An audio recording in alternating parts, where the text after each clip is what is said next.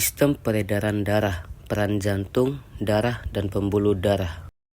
Sistem peredaran darah manusia berfungsi untuk mengedarkan darah, oksigen, dan nutrisi ke seluruh tubuh. Memiliki 3 bagian utama, yaitu jantung, pembuluh darah, dan darah. Kemudian jantung berfungsi sebagai pompa untuk mengalirkan darah ke seluruh tubuh. Memiliki 4 ruang 2, serambi ruang atas dan 2 balik ruang bawah.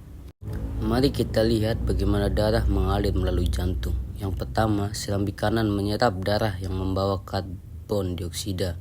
Yang kedua, darah masuk ke bilik kanan dan di bawah menuju paru-paru, tempat oksigen menggantikan karbon dioksida.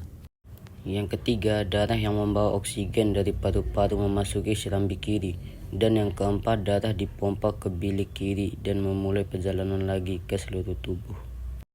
Kemudian pengertian darah. Darah adalah cairan khusus yang sebagian besar terdapat di dalam pembuluh darah.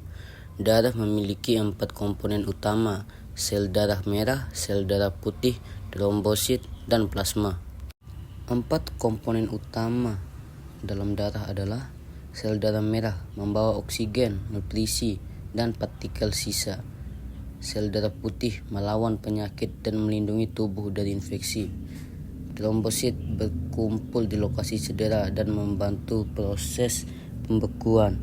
Plasma, cairan berwarna kuning, pucat, tempat komponen lain mengapung di dalamnya.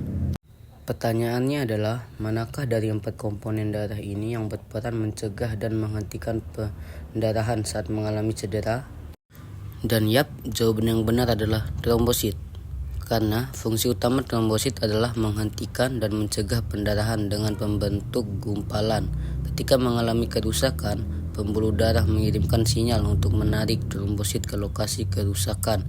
Sel darah kecil ini bergegas ke lokasi tersebut dan membentuk sumbatan yang menjadi penghalang sementara untuk mencegah pendarahan lebih lanjut. Ketika kita menjalani tes darah, sebagian kecil darah diambil dan disimpan di dalam tabung untuk dilakukan pengujian.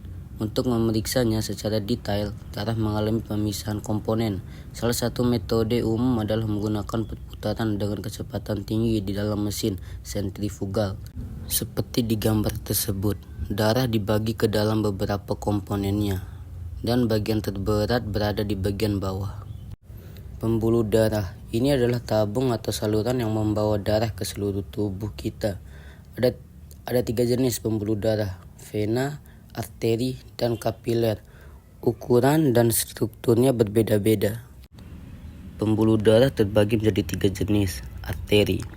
Arteri memiliki dinding paling tebal di antara ketiganya dan memungkinkannya menahan tekanan tinggi yang dihasilkan oleh jantung. Kapiler. Kapiler memiliki dinding paling tipis sehingga zat seperti oksigen dan gula dapat melewati dindingnya masuk atau keluar dari darah. Vena.